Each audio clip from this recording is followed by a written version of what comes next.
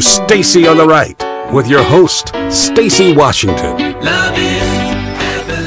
Okay, some questions. How about Sarah Westwood?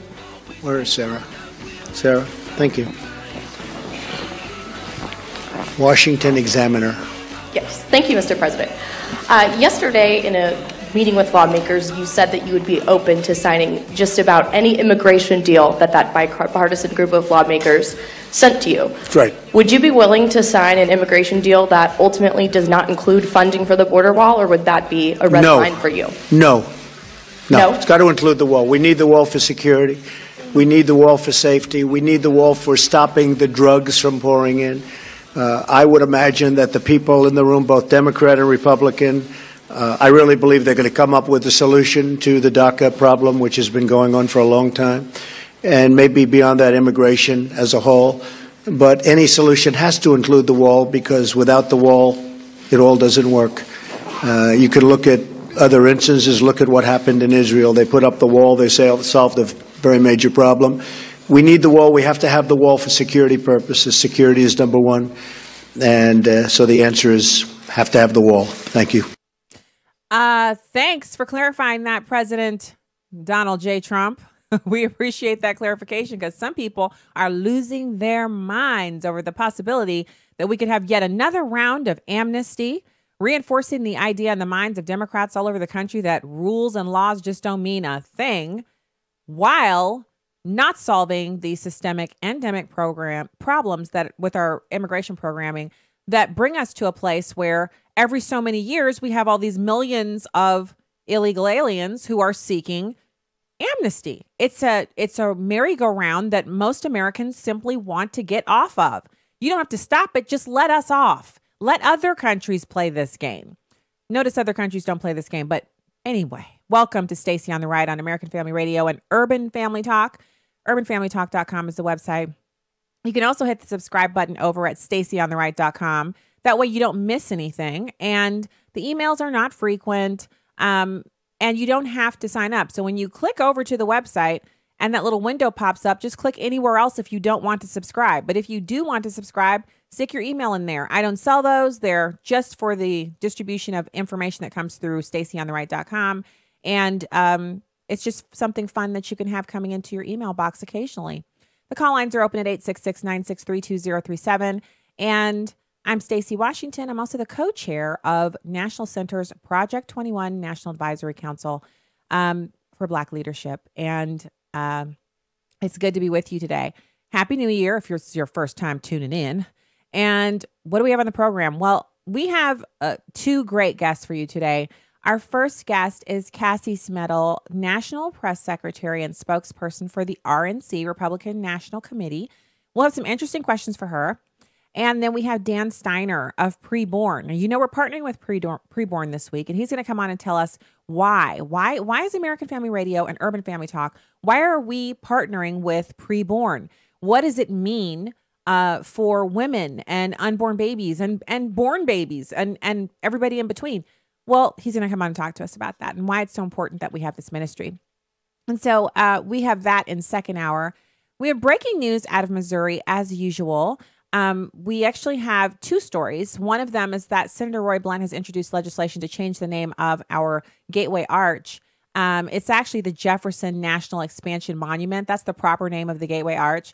And I'm not sure exactly what the reasoning is behind the need for the change, but that is going to be something that, as I look into it over the next few hours, we will be discussing on Fox and Friends. I'm going to be on there in the morning talking about this issue. The other piece of breaking news out of Missouri is, of course, about Governor Greitens and an extramarital affair that he had before he was elected to the governorship of the great state of Missouri. And there are some attendant allegations, very tawdry, as is usual with extramarital affairs. I mean, tell me the last time you heard someone say, well, that was a clean extramarital affair. That's not what they are. And so his wife has come out with a statement saying that she supports her husband and that they have worked through this issue already, as the affair and news of it is 3 years old. But KMOV, News Channel 4, I believe it is, broke the story last night, moments after the governor issued the State of the State address. And so the timing is interesting. The details surrounding the story, I'm not even going to go into them here, except to say that I feel the calls for him to resign by some in the very partisan political world are premature. So am I excusing extramarital affairs? Of course not. But if every politician who'd had an extramarital affair had to resign, I don't believe we'd have very many of them left. Is that an indictment on where we are as a society and what our morality standards are? Sure. But does that mean that we need to toss out good people who are doing a good job when they've already worked through the issue with their spouse and they've come forward and apologized once news is broken? Well, there it is. So there are, of course, other possibilities. If this is the whole end all be all of the story, single sourcing on other allegations surrounding it, then I feel like it's kind of going to blaze on for a bit and then it will die down. But if there are other things, other parts of this story that are going to come forward, other extramarital affairs, a pattern of extramarital infidelity, any number of things other shoes could drop. At that point, reevaluation will be called for. And of course, myself, as someone who I wasn't a Greitens supporter in the primary, I wanted someone else. I wanted the lieutenant governor of the state of Missouri to move forward, Peter Kinder, to be the governor of the state of Missouri. That didn't pan out. So I was presented with, a couple of options, and I chose to vote with the party, and I voted for Governor Greitens, and he is now the governor. And I've been pleasantly surprised with his actions in the pro-life arena, which is a primary concern for me as a Missourian, as an American. And he's been very, very strong in that aspect. He's also been very, very good on school choice, which this is a bipartisan issue. School choice is something that everyone should be interested in seeing more of because it lifts and gives opportunities for people who are in poverty. It lifts them out by giving them the opportunity to get not just an education, but a stellar education that they would otherwise not have access to because of their socioeconomic standing. So when we look at that, when we look at the performance that he's been able to put forward in this past year, I say it's worth moving forward with him as opposed to the chaos that would ensue from him stepping down and us having to find someone to replace him with. And so that's the story. And you know me, I've got plenty of irons in the fire. There's a lot of news breaking every minute. But that's where I stand on it as of right now. New developments would then cause a reevaluation. But as of right now, the governor had, he made a mistake. He made a huge mistake. And now that it's out and he's taken responsibility for it, I'm hoping that the state of Missouri can move on. It does impact his ability to govern as a pro-family values type of a governor, and in the future running for different offices. We'll see how that works out. People love a good comeback story. People love a redemption story. So it may not have a serious, long-lasting impact on him. But for now, it's a story and it's out there and it has legs. So we just listened to, coming in from the top of the hour, we heard President Trump say out of his own two lips that he's not going to sign an immigration bill that doesn't have funding for the wall.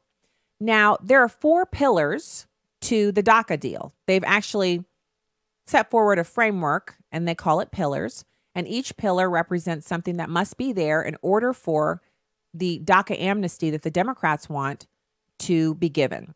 Now, I think this is brilliant. This is the ultimate negotiating.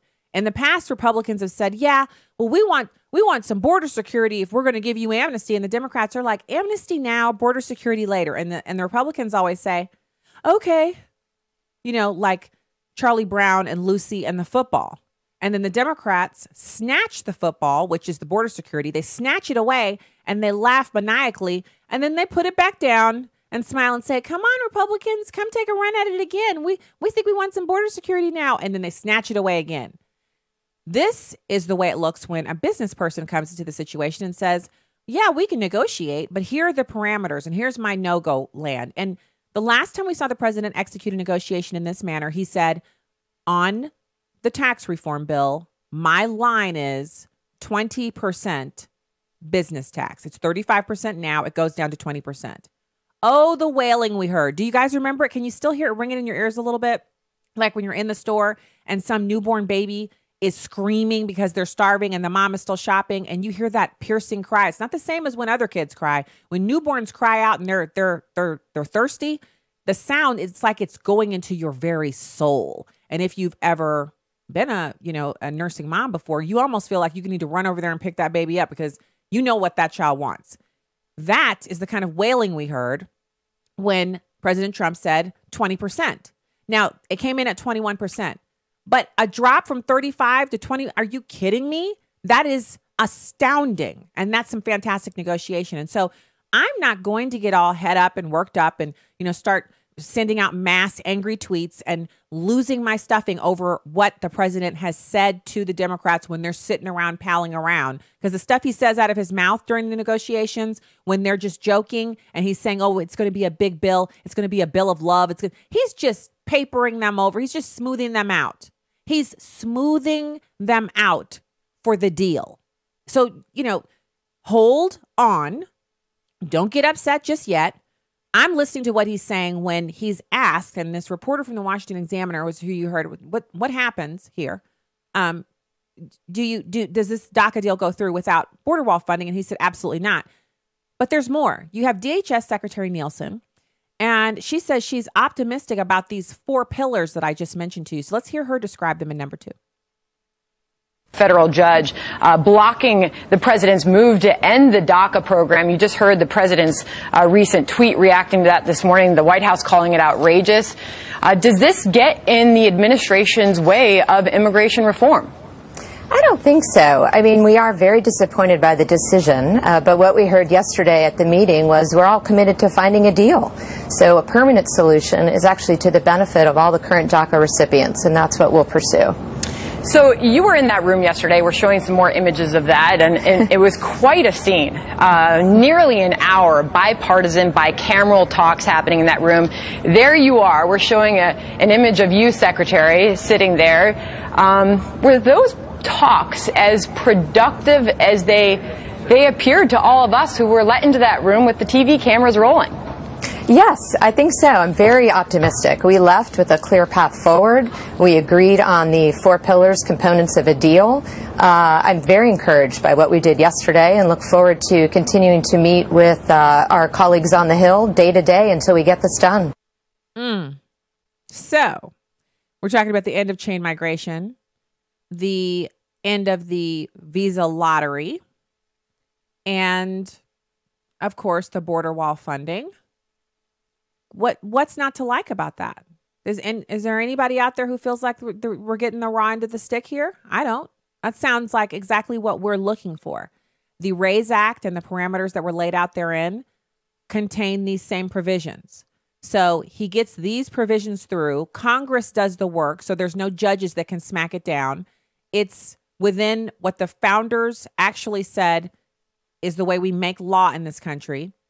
And it all happens at the same time. The border wall funding, the amnesty, the end of chain migration, the end of the visa lottery. Safety for Americans goes up. Illegal immigration goes down. What's not to love? I'll tell you what's not to love.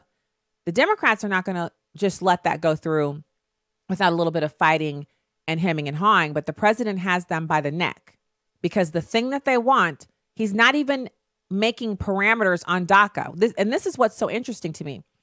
What he could say is, yeah, we'll keep all the DACA applicants, recipients, whatever you want to call them, except the ones who are on welfare or except the ones he could place parameters there. But what he's doing is he's going in.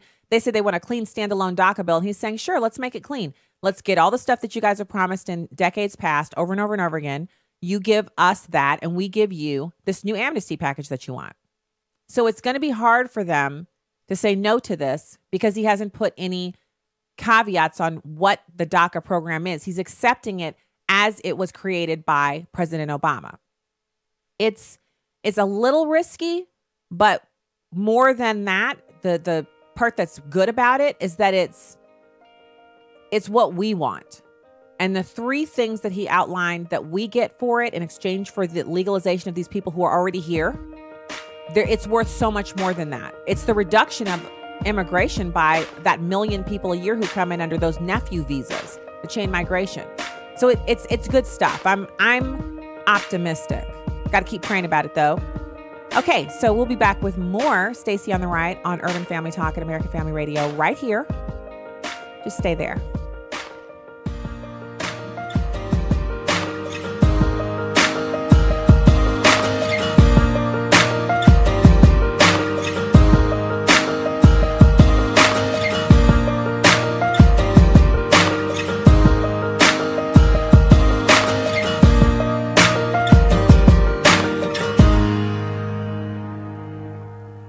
What happens when an abortion-minded woman hears her baby's heartbeat on an ultrasound? More than anything, I guess, is that it helped me to say, I can't get rid of this baby. By letting a mother hear her baby's heartbeat and see her baby in the womb, she'll choose life 80% of the time. I saw the heartbeat, and that touched me strong. My whole attitude about my decision changed, and really, once I left the clinic, I knew I'm keeping this baby. Will you stand in the gap for an abortion-minded woman? For $140, you can save 5 babies' lives. All gifts are tax deductible, and 100% of your gift goes to saving babies. To donate, dial 877-616-2396. That's 877-616-2396. Or donate securely at afr.net. Let's help save 3,000 babies this January. Hi, I'm Crawford Loritz with a Legacy Moment. John Grisham's runaway bestseller, The Firm, is about a young lawyer who gets his dream job at a prestigious law firm, and along with it, a beautiful house and an upscale car and plenty of perks. Let the good times roll. But then he discovers that the firm is not what it appears to be. It's corrupt to the core. He's in danger of trading his character for comfort. You see, what he wanted almost destroyed him. Sometimes we are so driven by desire we don't realize that what we want can destroy us. If we keep badgering God, sometimes He gives us what we ask for. We need to be careful we don't become so stubborn and hard-headed that we pursue things beyond the boundaries of what God really wants for our lives. 1 Samuel chapter 8, verses 18 through 22 is a graphic illustration of this principle. Then you will cry out in that day because of your king whom you have chosen for yourselves. For the Lord will not answer you in that day. Nevertheless, the people refused to listen to the voice of Samuel. And they said, No, but there shall be a king over us, that we also shall be like all the nations, that our king may judge us and go out before us and fight our battles. Now after Samuel had heard all the words of the people, he repeated them in the Lord's hearing. And the Lord said to Samuel, Listen to their voice and appoint them a king. So God gave them what they asked for. And if you know anything about the life of Saul, boy, did they ever get a doozy. Well, here's what I want you to remember today. Let's think about what we're asking for and why we want it. Let the honor and glory of God direct our prayer requests. Legacy Moment with Crawford Loritz is produced by Moody Radio, a ministry of Moody Global Ministries. If you've been walking the same old road for miles and miles, if you've been hearing the same old voice at the same old lies. Obviously, one of the biggest stories right now is DACA. The San Francisco judge made a ruling saying that essentially that the president had no rights over what comes next with DACA, that it has to stay in place. What's your reaction to that? Well, we believe that decision was wrongly decided. Once again, another West Coast judge has rendered a decision that if it would go to the Supreme Court, we're sure would be overturned. Even President Obama said on multiple occasions that he did not have the authority through executive action to extend protection through DACA. And President Trump last year made it clear that we're going to stand by the Constitution. Congress writes the laws, the president implements and upholds and executes the laws, and we're confident the Supreme Court would uphold that. But our hope is, as you saw yesterday, is to continue a dialogue with Republicans and Democrats on Capitol Hill and call on the Congress to come together to address issues of border security, to make the necessary changes, chain migration, visa lottery, and also deal with the DACA issue with the compassion. You're in the middle of that. That was Vice President Mike Pence laying down the law about what it is that Americans expect out of this presidency, this administration, as it pertains to the immigration issue. If you're in the call queue, I want you to hold on. We are going to go to our guest right now, and we are so happy to have with us today Cassie Smedile, National Press Secretary and spokesperson for the RNC. Cassie, thank you so much for joining us today. Hey, Stacy, it's great to be with you. It's wonderful to talk with you. You know, I'm just dying to hear what you have to say about all of these recent developments, starting with this rogue judge coming in and saying that a sitting president can't undo an executive order by a previous president, which is unprecedented and sounds very partisan and like kind of unconstitutional. Yeah, I was about to say, that's real heartening coming from a judge that they're not quite aware of the Constitution. And the president said it himself. He's like, whenever liberals hate something, they run off to this Ninth Circuit judge, and they get what they want, and then it goes to the Supreme Court, who, of course, repeals it and rolls it back, and we just have to go through this process all over again. It's like Groundhog Day. But that's exactly the problem with this executive order on DACA to begin with, is that it's an executive order. Barack Obama said more than a dozen times that it shouldn't be done through executive order because they needed a permanent solution to this, and then he went ahead and did it anyway. And that actually was not compassionate to those dreamers who were here, and it certainly is not fair to American citizens and to those who have immigrated through our country through the legal immigration channels. So that was wrong to begin with, and we do need a permanent resolution or solution to this issue for these people and for those who live here lawfully. And I'm very grateful that we have a president who's willing to have meaningful conversation about this and do it in front of the American people. I just love that he kept the cameras in there for the meeting the other day. I do too. So what do you make of this? It's like people are losing their stuffing. They're all over the news and the radio shows and all of that, getting upset because he said this is going to be a big, beautiful bill, a bill of love, a bill of compassion. And he was basically, in my opinion, kind of buttering up the people in the room who were kind of sitting there uncomfortably because they were in a bipartisan type of a situation with a president that they think is unfit and they hate, and they're constantly saying awful things about him. And now they're in the room and they have to make nice because they want their amnesty. And he's saying, I'll give you your amnesty, but you're going to give me the end of chain migration, the end of the visa lottery, and you're going to give me my border wall funding. And so they're uncomfortable. It's like when two people who've been bad-mouthing each other on reality TV for ages get to the last show of the season and Andy Cohen's sitting there with them and everybody's kind of uncomfortably shifting in their little couch. That's what it was. So to break the kind of negative feeling in the room, he says, we're going to have a big, beautiful bill of love. And everybody kind of laughs a little and it breaks the... Why is everybody getting so upset about that? Well, because it's not what they wanted him to say. Of course, they wanted him to have a completely uncompassionate, disconnected viewpoint or response to this conversation. Instead, what he said was, if you guys do your work and you get, to your point, the 4 pillars that I want in here, I'll make sure that what you guys want is in here too. I think there's an option for all of us to be happy. It's not happening without the, as you said, the eliminating the visa lottery and getting rid of the permanent fix for DACA, and then of course getting rid of the chain migration. But sure, I'm willing to have that conversation. I understand that there is a fair and compassionate solution on this entire issue, not just DACA, but immigration reform as a whole. And I think it was really hard for his detractors on the left to hear, because of course they wanted him to be unhinged and they wanted him to be unreasonable.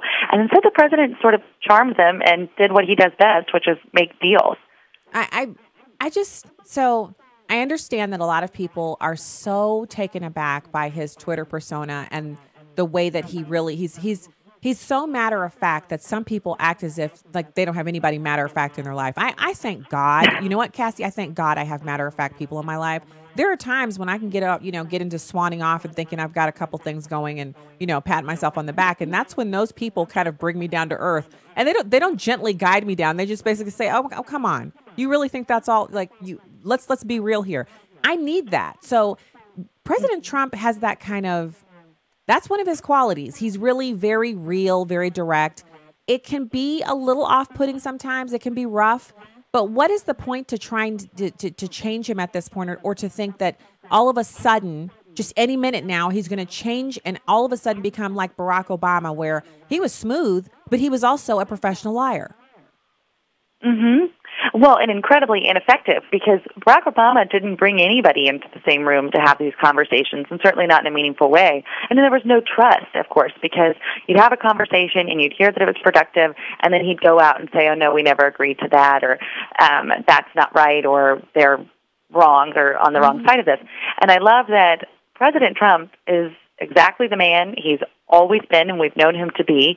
I love that he hasn't changed a thing about himself since he won, because we like that transparency, and we like that he is so bold and honest. That is refreshing, especially from someone in the political class. But also, what I really like, and I think to your point about it as well, is that he's got a unique ability to have his thumb on the pulse of where the American people are on these issues. And for so long, we've had this political correctness, or people just completely turning a deaf ear to the voices of the American people, and they just bypass whatever we want and go on to whatever they want. And so when he goes on Twitter and goes on these rants about these issues that are seemingly out of left field to those in the mainstream media or to his Democrat detractors, there's so many of us who are saying, yes, finally someone is talking about this and talking about it in a way that I think about it. And so even though sometimes his tweets are a little too much, even for those of us who love him the most, we appreciate all those other times where he is so refreshingly blunt and honest. Well, I don't know of anybody, Cassie, who is 100% of the time. There isn't anybody that I can say I genuinely like listening to that person 100% of the time. They never, ever annoy me, or they never say anything that I'm kind of like, you're going to have differences with people. And I think we're playing into their hands when we allow the conversation to be about tweets or demeanor, when the boots on the ground, rubber meets the road, whatever analogy we're using. The president is winning on regulation reduction and returning lands back to the people of the United States, like he did in Utah and Alaska. The Department of the Interior is just killing it on bringing the EPA and all of the different regulatory agencies that govern our lands back into good working order so that we can maintain what we've been blessed with here in America. And I could just go on and on and on with the things that he's doing that are beneficial to us, not the least of which is that fantastic tax reform bill that we've just experienced. And we're still just it's like a present that we're still opening up. We're still finding things that are awesome. Like we just had book club a couple days ago, and we were sitting around talking about the 527 thing, where you can now use your 527 savings for private school tuition. Everybody in the room was just like erupting with joy over that. And that was something that we hadn't even, that's not even touted as a major part of the tax reform bill. First of all, I love that you were talking about that at book club, because we were just having this conversation with the Chairwoman McDaniel, about how as women, we don't even mean to talk politics, but we do it kind of throughout everything we do in our lives, whether it be book club or sitting around having a glass of wine with girlfriends. So I love that. And I think you're exactly right. And I'm happy to have the conversation about the president's style or his tweets or whatever all day long, because you're right. He keeps getting things done despite that distraction. He's not even fazed by it. He keeps things going. He keeps moving at a breakneck pace. But I tell you what, when I talk with reporters up here who cover Capitol Hill and the White House, they still haven't figured out how to keep up with it. And I love that. And, for all those who would say, oh, he doesn't keep a full schedule, I'm like, are you kidding people? Are you seeing everything that he's getting done? And that he lets people do their jobs? And his first-year accomplishments, I think people who haven't been paying attention, because they've been paying more attention to his tweets, we're expecting it to be a very short list. And lo and behold, not only was it a long list, but it was a list of really big things. To your point, tax reform, of course, but also cutting 22 regulations for every one added. That's insane. It's insane. I mean, it's so much more than what he promised. He said 2 for 1. And so I was thinking, if he can pull off 2 for 1, I'm going to give him a round of applause. And he comes back. First, they said 16-1. And then someone said 22-1. I was like, that's just too good to be true. And so someone else reported, I think Washington Examiner was like 16-1. And so I stuck with that number because I thought the 22 it's so outrageously good. I mean, could that be true? Now we're finding out that it's actually 22-1, 22 bye-byes for every one new regulation. That's, you have to wonder, so when is he sleeping? Because they talk about the golfing, but he actually he's not a big sleeper. So he stays up late at night. He gets up early in the morning. He's not a drinker, so he doesn't indulge in alcohol. He's not a smoker. So his schedule is a bit different for us. I don't care how much he golfs. If I didn't care when Barack Obama was golfing, why should I care when Trump is golfing? But there's a real issue here going forward. Past DACA, you've got infrastructure, obviously. We've got the repeal of Obamacare or the continual dismantling of Obamacare. I'll take either one, Cassie. So what are we to look forward to in that arena? Do we have any kind of inkling from the president once he's finished shoring up this illegal immigration deal? Is he going straight to infrastructure, or is it take another run at Obamacare? Well, I do think infrastructure is the next big one that everybody wants, and that traditionally is not only a bipartisan issue, but also something that the vast majority of Americans feel is part of the role of the federal government. So, and certainly we can all attest as we drive through potholes and under and over crumbling bridges that we really need to. This is something that our nation is in desperate need of. So he said that would be next. It seems like that's the sense of Congress as well, that they want to tackle this next. But one thing that we don't talk about enough is, in that tax reform bill, they got rid of the individual mandate, which was one of the biggest weights holding down so many people from getting good coverage and affordable coverage. And by getting rid of that individual mandate, the president has now said that he's going to work through executive avenues to be able to issue some executive orders to dismantle other pieces of Obamacare. And I love that you said you're fine with dismantling Obamacare. I think one thing for all of us who wanted a full repeal and replace, we find that it's impossible for it to be that clean, because once you got in there and saw just how horrible the law was, I worked on Capitol Hill for a long time before I came over to the RNC, and I would say that Obamacare is a bad law surrounded by the most complex spider web with a bunch of laser beams that you have to, cut through without touching them to get to. They made it not only bad law, but they protected it. So it's really hard to dismantle without causing more harm. So the fact that we've been able to get this far with the process, and then that we're going to be able to use the authority from the executive branch to go any further, that is how we have to be doing this. And I'm glad that he has not taken his thumb off of that, and he is keeping that a priority. And so I think we'll continue to just see that chipping away of it. But I appreciate that he's doing it in really, truly a responsible manner so that it doesn't cause more undue harm to so many who have been just crushed under this law. Well, I encourage you, because you're representing the RNC, to join us here at Stacy on the Right, and also other organizations are banding together to try to get the next little chipping away piece to be the repeal of the Cadillac tax, which is a 40% excise tax on the plans that are valued at basically any plan that's in any good from your employer would experience this tax in 2020, and we're trying desperately to get rid of it. Whether Obamacare is repealed or dismantled bit by bit, we think that's the next part that should be repealed, and we'd love to see that bill tacked onto whatever makes sense and get that done as well. I'm so grateful for your time today, and I wanted to say Happy New Year. And we look forward to talking to you again. This is exactly what my listeners need, which is the truth about what President Trump is doing, because they can't get it on, the other major news outlets. And it's hard because I want the bad news, but I also want the good news. So thank you for coming on today. It's been great to be with you, and Happy New Year to you, and have a great week. All right. Talk again soon. And that's Cassie Smedile, National Press Secretary and spokesperson for the RNC. And I love having RNC people on. They're knowledgeable. They know exactly what they're talking about. And she, by all means, she just admitted, Cassie said, let's talk about the president's his tweets, his style. She's willing to have those conversations, which means nothing's off limits. And that's the best way to approach these subjects.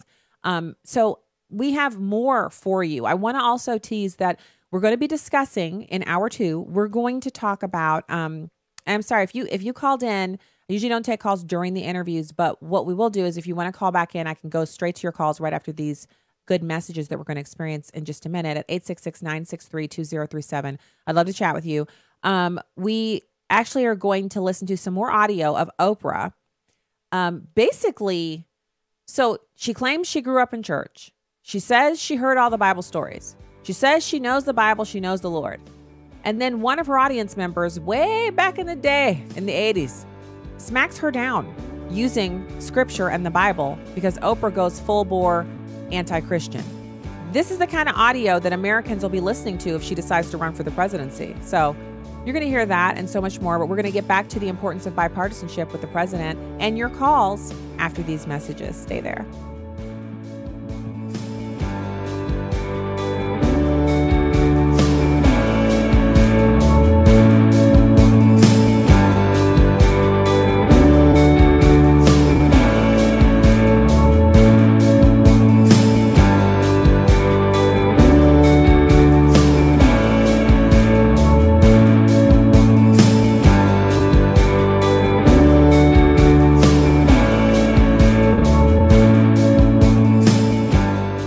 A woman who has believed that a fetus is nothing more than tissue may feel abortion is her best answer to an unplanned pregnancy. But when she sees her baby through ultrasound, the picture changes. What was running through my mind was an ultrasound would change my mind. I won't have this child. I can't have this child. But as soon as I heard my daughter's heartbeat, words cannot express that feeling I had. The Ministry of Preborn saves babies' lives through ultrasound. By letting a mother hear her baby's heartbeat and see her baby in the womb, she'll choose life 80% of the time. For $140, you can help save 5 babies' lives. All gifts are tax deductible, and 100% of your gift goes to saving babies. To donate, dial 877-616-2396. That's 877-616-2396. Or donate securely at afr.net. Let's help save 3,000 babies this January. Listen to Stacy on the Right with Stacy Washington on Urban Family Talk. She's sharp. I mean, did you hear that? Pointed. Remember that you're not only a Christian on Sunday. And insightful. Deception and lies have been accepted as the norm from the Democrats. But most of all, she's on the right. That scripture from the Bible, it says the heart of the fool inclines to the left. Just kept popping into my mind. Stacy on the Right. Now heard weekday afternoons from 2 to 4 Central on Urban Family Talk. My name's Dan. My heroin addiction had me living in filth. The sole reason I got up in the morning was to get high. But at Teen Challenge, I broke free from the drugs. Now I have goals and dreams again, and that is an awesome feeling. If you know an adult or teenager who's struggling with a chemical addiction, Teen Challenge can help. Call us today at 417-581-2181 or reach us online at teenchallengeusa.com. This is Urban Family Talk. Boycotts. They're effective, communicating to our society that something has gone terribly wrong. Here's Ed Vitagliano, Executive Vice President of the American Family Association. Before Target changed its policy, it had men's rooms for men, women's rooms for women.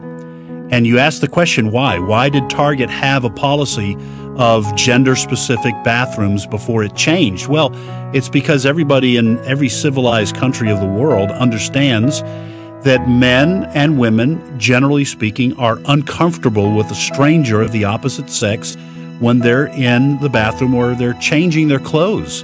That's why these rooms were separate to begin with. So what's changed? People still feel the same way. That's why this policy is misguided. Sign the Boycott Target Pledge. It's over 1 million strong. It's at afa.net.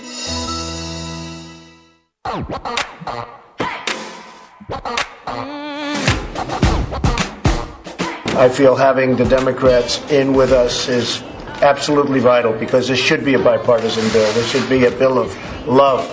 Truly, it should be a bill of love, and we can do that. But it also has to be a bill where we're able to secure our border. So I got to ask you, Secretary, what does a bill of love look like? And what is a bill of love that you and the president and your administration can back? Well, I think it's the 4 pillars that we discussed yesterday. So it is addressing a permanent fix for the current DACA recipients. It's working on border security, which I can say more about in a moment. It's ending or moving towards ending chain migration, and it's certainly eliminating the diversity lottery. But I think the love part is the president showing his compassion for the DACA recipients. He's been clear on that.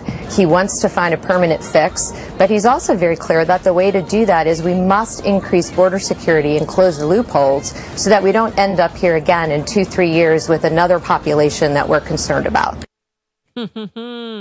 So there it is. Welcome back to the show, everybody. StacyOnTheRight.com is the website. You can also find out more poll questions, good stuff like that at urbanfamilytalk.com/Stacy. Add that part on if you want to get the podcasts. And you can also subscribe on Google Play and iTunes for iOS devices. And then you never miss any of the podcasts. So it's the new year. We're getting back into the swing of things. And so welcome in to everyone who's rejoining the program after having vacation and et cetera, et cetera. How about that weather? 50 degrees in St. Louis today. I think it even got as high as 58. And now the temperature's falling. And we're looking at some snow this evening. So very interesting. Lots of media requests surrounding this story with the governor and also other news of the day type situations here in St. Louis. You know, we generate a lot of news here. I'd like to go to the phones before we talk a little bit more about the remarks that we heard from the president coming in. And that was, again, DHS Secretary Nielsen, optimistic about the 4 pillars, et cetera, et cetera. Dave from California, thank you so much for calling into the show. Had such a good time yesterday. I wanted to come back and tell you I live about 8 blocks away from the Ninth Circuit, right down the hill. And I'll tell you what I would do. I would fast track this to the Supreme Court and stop screwing around with these liberal courts here. I wish we could change this. They're talking about breaking up this Ninth Circuit, and they should do that immediately. But the 2 problems with this society is simply illegal immigration and drugs, and they're both interconnected. So, Stacy, you know where I stand with you on all this.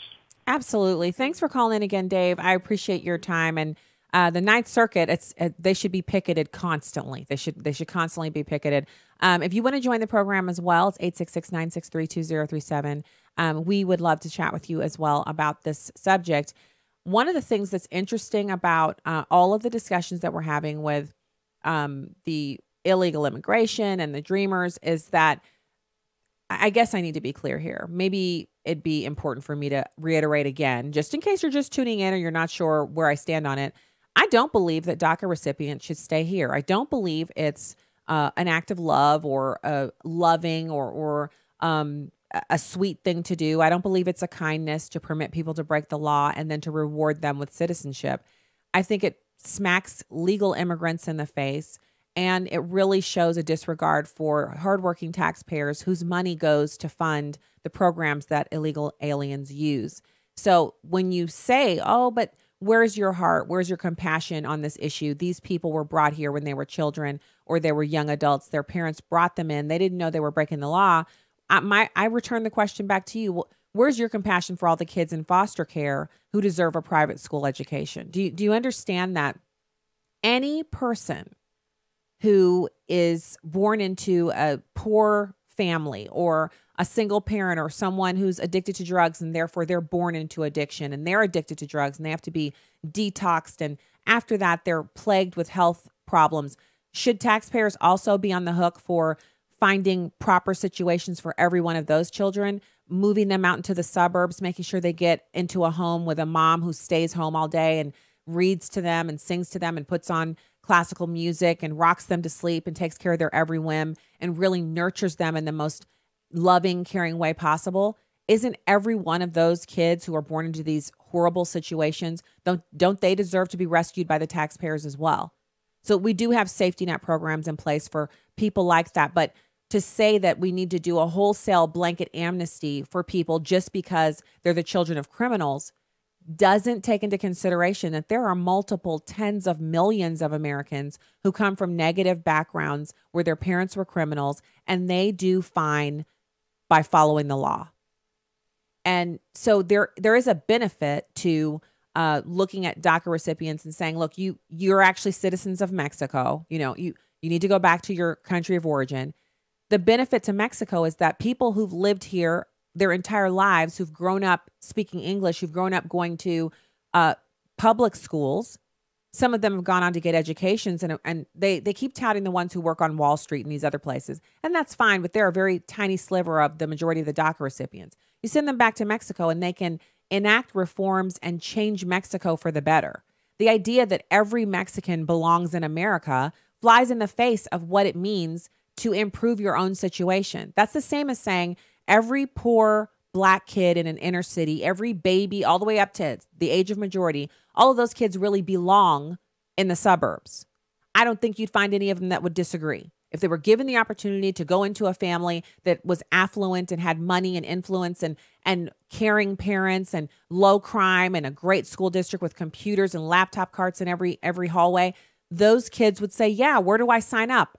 Take me. I'll go. I'll be there all week and I'll go home on the weekends. Who's going to turn that down? So I want us to be logical. And I want for people who keep talking about their hearts to stop acting as if your heart is how you make decisions.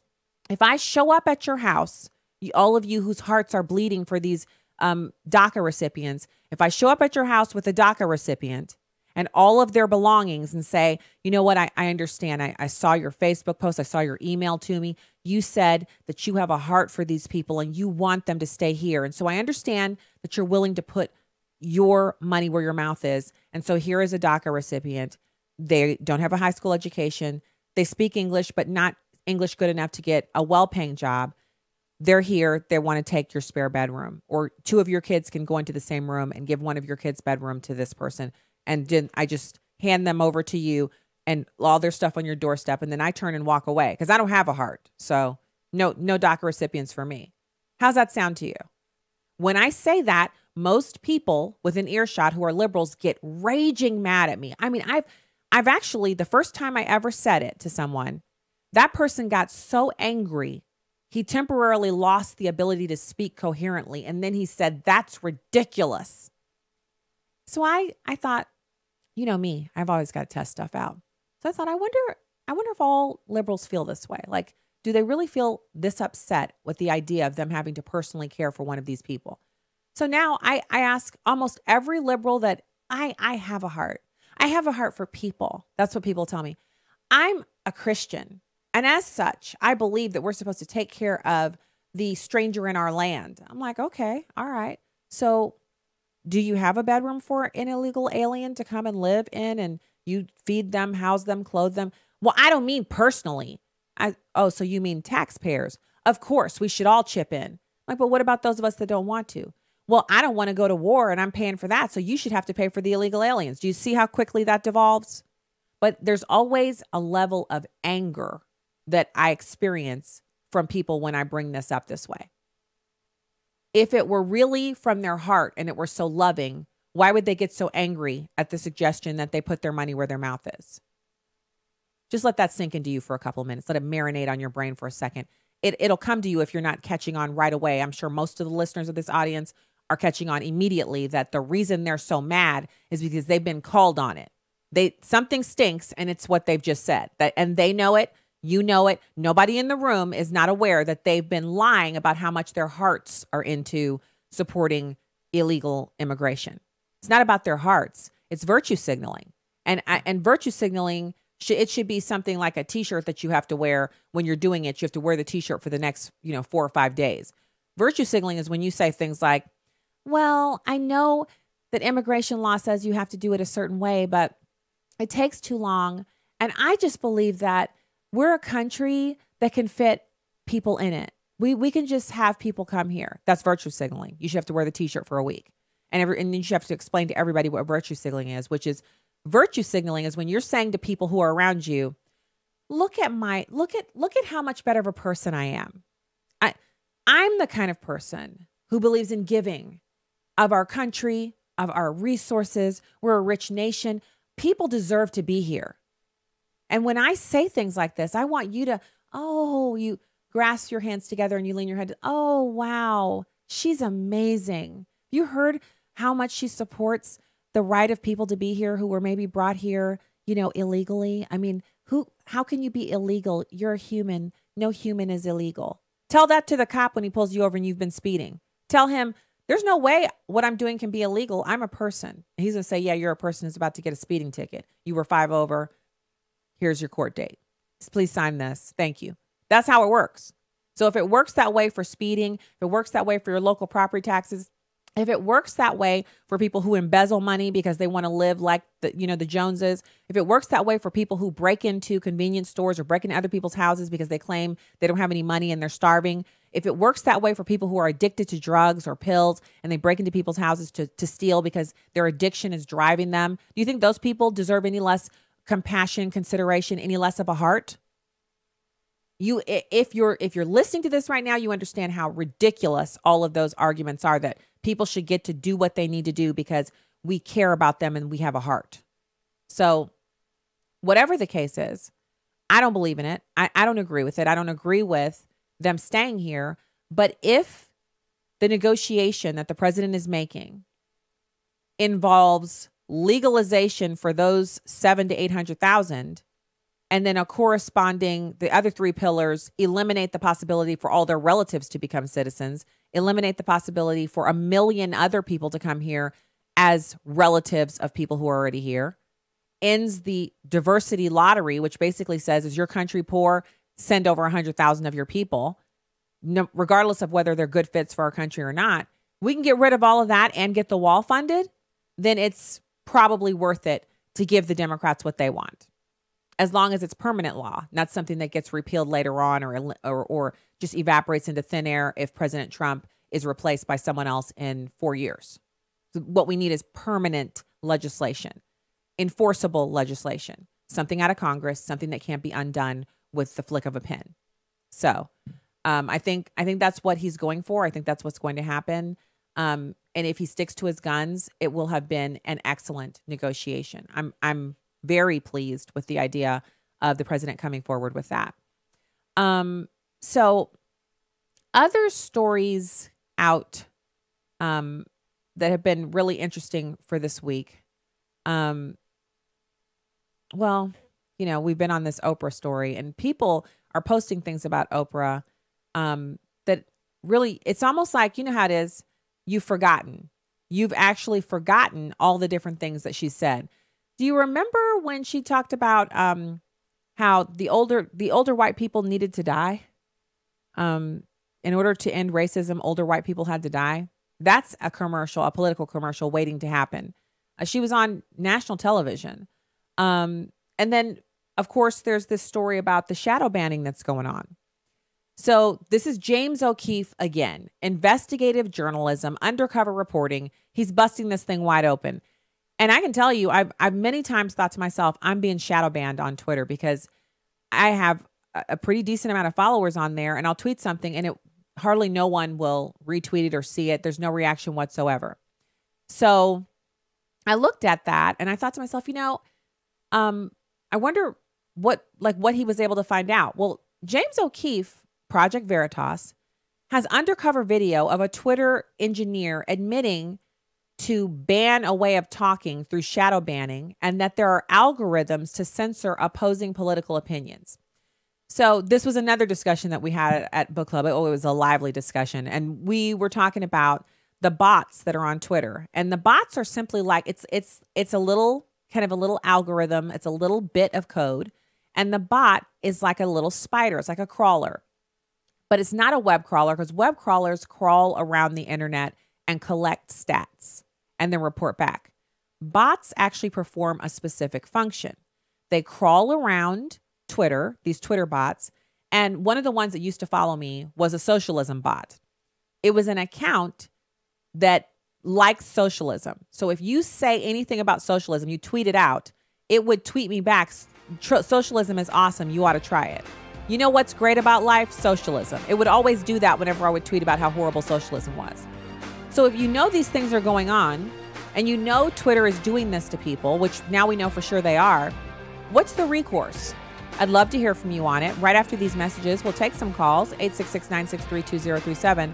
What's the answer to this new revelation from Project Veritas's James O'Keefe that conservative thought and opinion is being crushed on Twitter? Hey, Jack Dorsey, you're from St. Louis. Why are you hating? All right, when we get back, we'll have more Stacy on the Right. Stay there.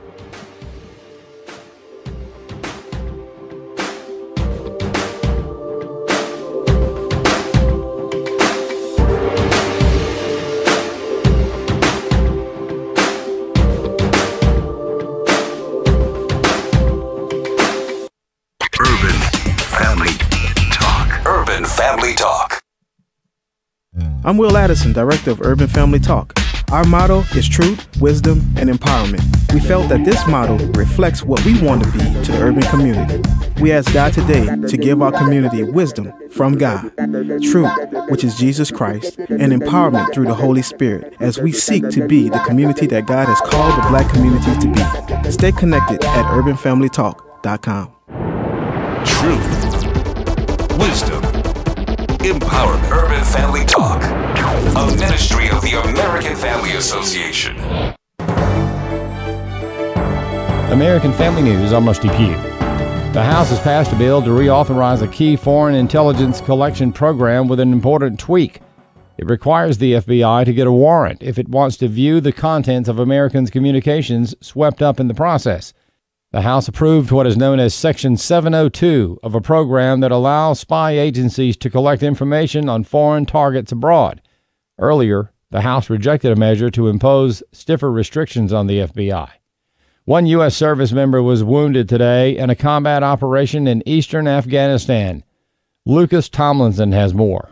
One American soldier was wounded during a joint U.S.-Afghan raid targeting ISIS-affiliated fighters in eastern Afghanistan's Nangarhar province, where roughly 1,000 enemy fighters remain, despite a steep rise in airstrikes over the past year. A U.S. military spokesman in Kabul tells Fox News the operation is over, but would not describe the wounds of the injured service member. As the ISIS war winds down in Iraq and Syria, more U.S. jets will be sent to Afghanistan in the coming days, as some of the recently deployed U.S. troops move closer to the front lines. At the Pentagon, Lucas Tomlinson, Fox News. There's been a shakeup at Moody Bible Institute in Chicago. Steve Jordahl tells us more. Citing widespread concern over the direction of Moody Bible Institute, the school's Board of Trustees has accepted the resignation of President Paul Nyquist as well as the school's Chief Operating Officer and has accepted the retirement of its provost. This comes in the wake of allegations that Moody spent lavish amounts of money on its president and donors and was maintaining faculty that had heretical theological views. Earlier this week, the school had fired whistleblower Julie Roys, who was a talk host on the Institute's radio network. The board has appointed Greg Thornton as interim president and board member Mark Wagner as interim COO. The school, which has always offered its students free tuition, has been facing financial challenges in recent months and was forced to close its Spokane, Washington campus. I'm Steve Jordahl. President Trump is getting a medical exam, something people hope will provide answers, not only as to his physical health, but his mental health. More from Chris Woodward. Liberals want to know if President Trump is unstable, and recently a psychiatrist from Yale testified to members of Congress about Trump's mental fitness. AFN contacted Dr. Joseph Guthrie, a general and forensic psychiatrist, not to see whether the president is ill, but to inquire about the dangers of a medical professional giving an opinion without having had a one-on-one evaluation. This concern about psychiatrists and other mental health professionals making armchair opinions to the public about political figures does have a very long history in U.S. politics. More often than not, people are going to bring up the Goldwater rule. This rule essentially forbids psychiatric professionals from offering their professional opinion about public figures without, one, an examination, and two, the permission of that individual. There has been a back and forth about whether psychiatrists who are offering their unsolicited opinion about the mental fitness of the president are exercising their First Amendment rights, or is it something else? And in fact, the president of the American Psychiatric Association back in August of 2016 noted that there's this armchair psychoanalyzing of political candidates, but she thought it was both unethical and irresponsible. And I would agree with that. I'm Chris Woodward. A former National Guardsman from Florida will head to federal prison for stockpiling explosives and keeping neo-Nazi materials in his home. 22-year-old Brandon Russell will spend 5 years in prison, according to a federal judge in Tampa, saying he's a risk to public safety. Russell, a Florida guardsman, was arrested last May after it was learned he was associating with neo-Nazi extremists and was hoarding explosive devices in his apartment. Prosecutors say he was a dangerous leader in the neo-Nazi community, but his own family says he's a follower, just looking to impress friends. In Miami, Eben Brown, Fox News. American Family News is online at onenewsnow.com. Follow us on Facebook and Twitter and download the One News Now mobile app. I'm Rusty Pugh.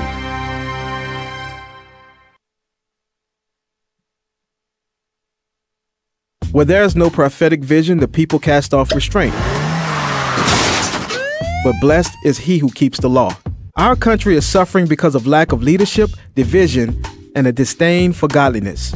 Urban Family Talk exists to be a prophetic voice as we speak on matters of religion, family, and culture. We will not be silent on issues plaguing our communities today as we sound the alarm of truth, wisdom, and empowerment. Join the movement at urbanfamilytalk.com.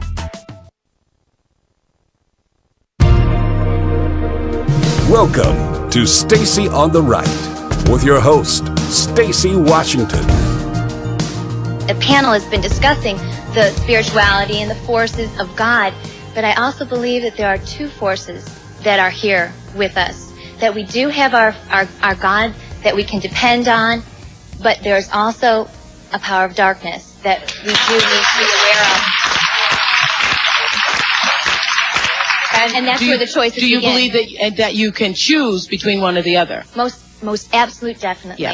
Now, we are given that choice. Now, Marianne Williamson says in her book, Return to Love, that we're always walking in the direction of one or the other, that all of your actions in life, either you're moving toward the darkness or you're moving toward the light. That's right. She calls it fear and love. There's this wonderful book called Ishmael by Daniel Quinn, which is, anyway, it's a gorilla talking, but anyway, it talks about one of the points it brings out is one of the mistakes that human beings make is believing that there is only one way to live. That's and right. That we don't accept that there are diverse ways of being in the world, that there are millions of ways to be a human being. Please God? And many ways, but many paths to what you call God. That and her path might be something else, and when she gets there, she might call it the light.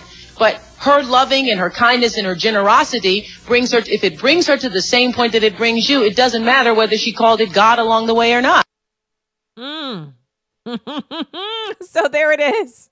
There she is, laying it all out for us.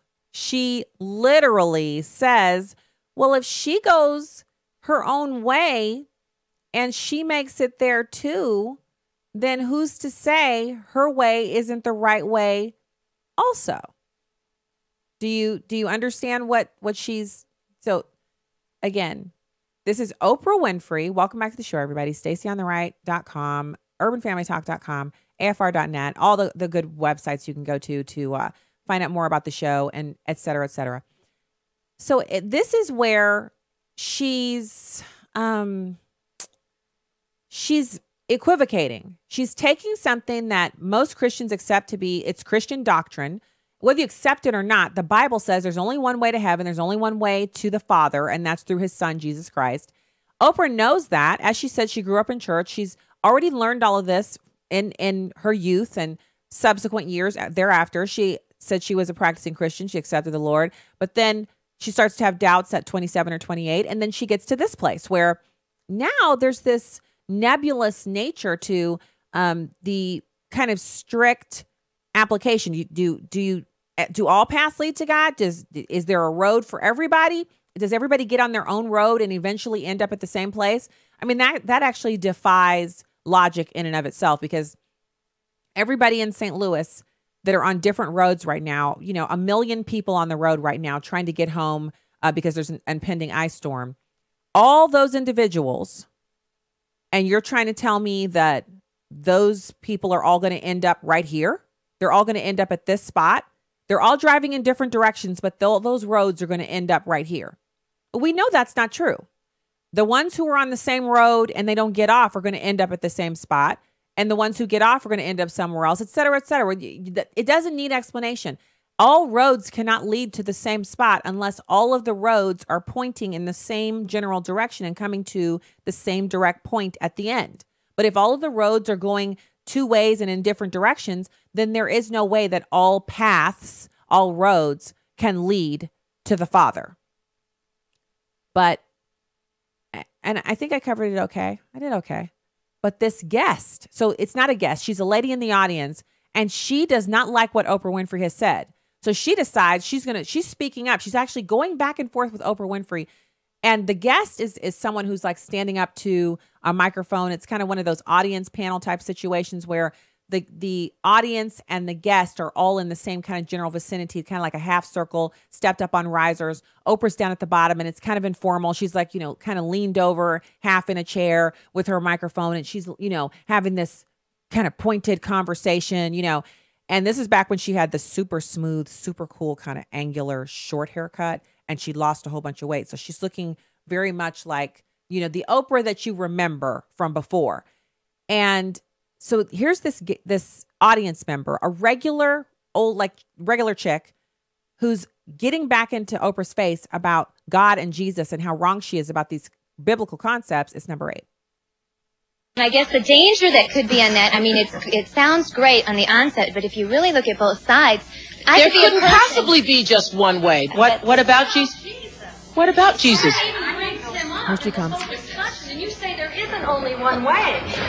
There is one way and only one way, and that is through Jesus. There couldn't possibly be with the millions of people in the world. There couldn't possibly be. Because you intellectualize it and say there isn't. If you don't believe that, you're all buying into the lie. But that means you're right. Do you think that if you are somewhere on the planet,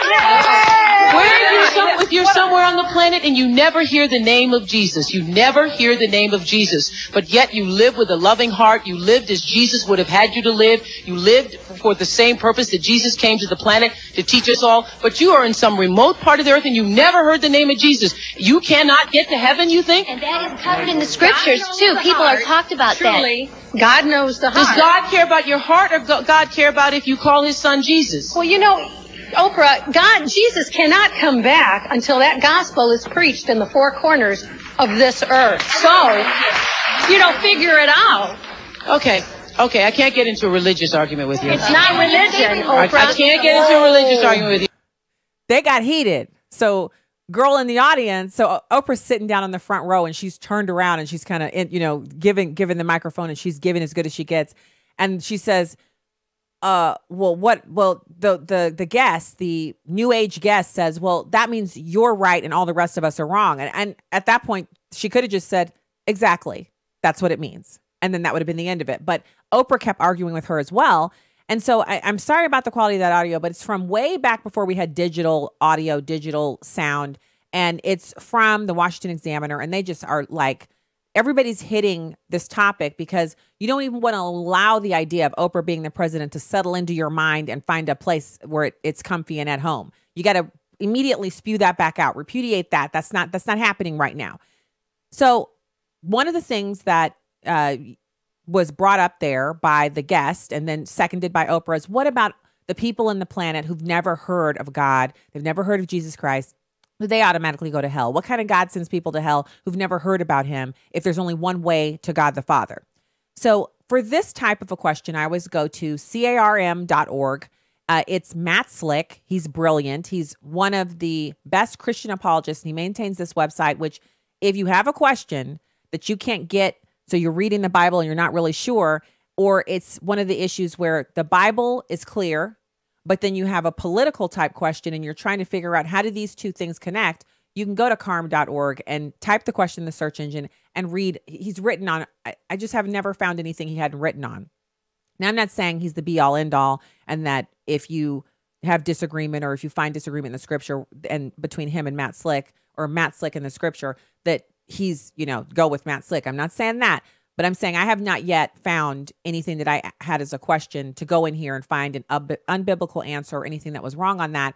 And so the email to him, this is back in 2008, says, what happens to those who've never heard the gospel? I find it difficult to believe that a so-called loving God would send people to hell just because they didn't hear about him. And the response is that it's a very common question. And there are two possible responses. First, it could be that those who have never heard the gospel of Jesus Christ will go to hell. Second, it could be that those who have never heard of Jesus Christ and the gospel will be judged in a different way from those who have heard of Jesus. The Bible does not tell us specifically about what happens to those who have never heard, but it does say that Jesus is the only way to salvation. That's Acts 4:12. It is possible that someone who has not heard the gospel can be saved, but it must be through Jesus Christ and him alone. John 14:6. But it could not be that a person who has not heard of Jesus can make it into heaven based upon being good, since that would violate the scriptural teaching that no one is good, which is Romans 3, verses 10 through 12.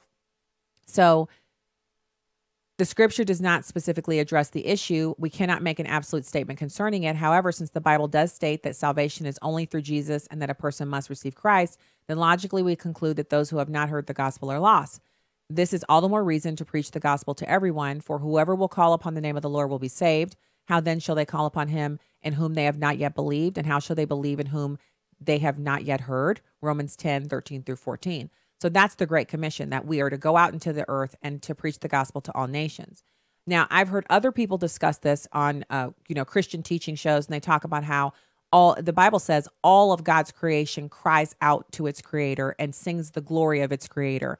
And that even in the most remote, village or most remote area of the world, that people are aware that God exists and they know who he is because there's the creation that speaks to that.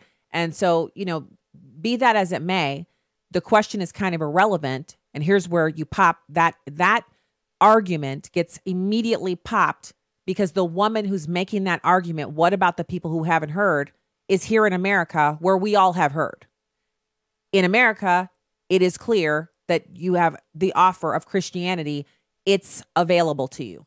So she's basically throwing up a straw man. She wants to talk about some pygmies in New Guinea or something like that, people who don't speak any language known to man, a population group that has yet to be discovered, and what happens to them when we're talking about some new age chick on the Oprah show coming forward and saying all paths lead to God and Jesus isn't the only way to the Father. So which is it?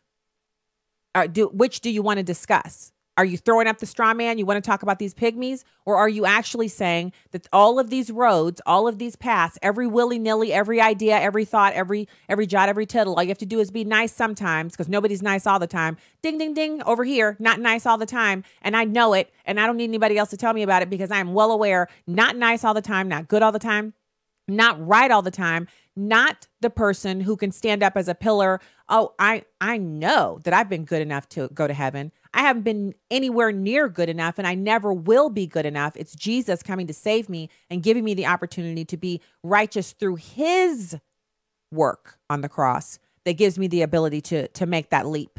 And a leap, what a leap it is. So this is the way that these people argue about this subject. Instead of dealing with what the audience member said, which is there is one way. You guys have been talking about Christianity, religion, et cetera, and you've not once mentioned Jesus. She says that in the clip. And Oprah's response is, I don't want to talk about religion. The lady responds immediately before her mic is cut off, but I'm not talking about religion. Who's talking about religion? We're talking about Jesus Christ, the only way to the Father. So there are a number of scriptures that relate to this topic. John 3:36, John 14:6, Acts 4:12, Romans 10:12-15, 1 Timothy 2:5-6, 1 John 5:11-12, Revelations 20:15, and I'll read that one to you to close it out before we go to the phones real quick. If anyone's name is not found written in the book of life, he was thrown in the lake of fire. The Bible is easily cross-referenceable in the age of the internet. You need only type in the one verse, click on one of the links that comes up from the many, many, many websites that have the Bible in its entirety, and then click on the cross references, and it'll show you everywhere else in the Bible, every other verse that connects to that verse, so you can fully understand what's going on and find it out for yourself. Don't take my word for it. And then you don't have to worry about, the possibility of being deceived by someone like that charlatan that Oprah Winfrey had on all those years ago. But if you missed that show, you didn't know what happened.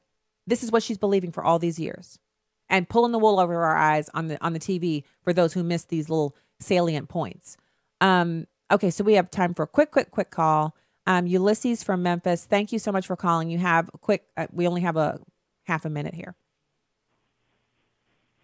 Hi, Stacy. Oprah has been co-opting the name of Jesus for a long time. But the question that was asked, what about those people that never heard of Jesus? Mm-hmm. Romans 1:18 through 20 says, for the wrath of God is revealed from heaven against all ungodliness and the unrighteousness of men, who hold the truth in righteousness, because that which may be known of God is manifest in them, for God has showed it unto him. For the invisible things of him from the creation of the world are clearly seen, being understood by the things that are made, even his eternal power and Godhead, so that they are without excuse. Amen. We might not We might not know the system as to which God is going to use, but it will be done. He will take care of that. Thank you. Thank you so much for calling and giving us that. Best callers in the world, Urban Family Talk, American Family Radio. That's what I'm talking about. Ulysses called in with the actual scripture, the one he just gave, in case you missed it. Romans 1. Oh my goodness, what did I type in? Romans 1:18. Romans 1:18.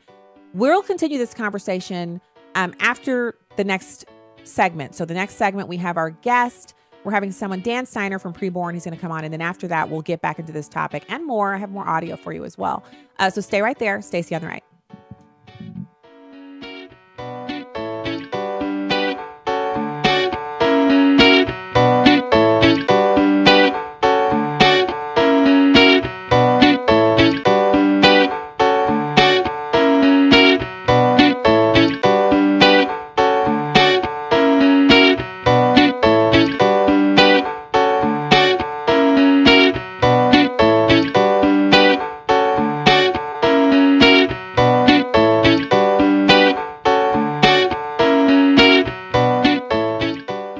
If you like trips where you have to plan everything, then maybe our tour is not for you. Hello, everyone. I'm Tim Wildman with American Family Association and American Family Radio. Of course, I'm talking about our spiritual heritage tours of Washington, D.C., Mount Vernon, and then a separate trip to Williamsburg, Virginia. And guess what? We take care of everything. All you have to do is, as they say, show up.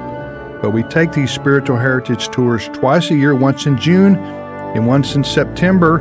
Stephen McDowell of the Providence Foundation, who is a historian, will be joining us for both tours, and he will tell you everything you need to know about the places, the times, the events that we will experience on these tours of Washington, D.C.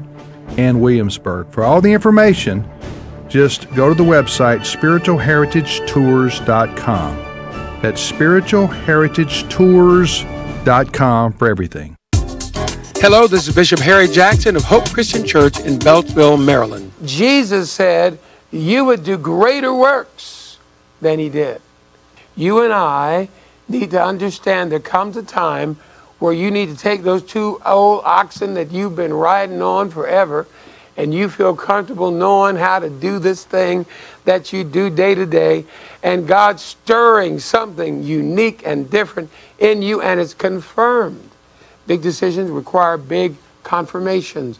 It's confirmed by spiritual authorities in your life, leaders and those who are around you that tell you and help you to understand what the will of God is. Those people say it's time to go, and you don't go.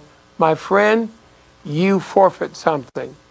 Do you realize that in the book of Jonah, there's a passage there that is very powerful. It says, those who cling to worthless idols forfeit the grace that could be theirs. Those who cling to worthless, fruitless idols forfeit the grace that could be theirs. So often we won't burn the plow and give up the thing that's tangible. And God says, you know what, I've got something more for you, Harry Jackson, than you've ever thought before. I've got a place of happiness, harmony for you and your family that is better than you've ever known before. I've got a place in my will that is the safest place on the planet if you just reach out and do my will.